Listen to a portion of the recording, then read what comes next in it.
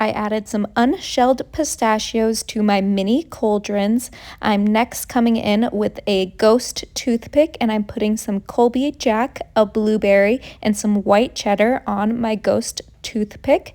We're going to place that right inside the cauldron with our pistachios, just like so. This is going to be so cute for Halloween. Everyone will love this. Next, I'm coming in with a pumpkin toothpick, and for this one, we are going to add a baby dill. And then I'm going to grab my salami and I'm going to fold it twice, and then it'll be perfect size to go on the toothpick with our baby dill.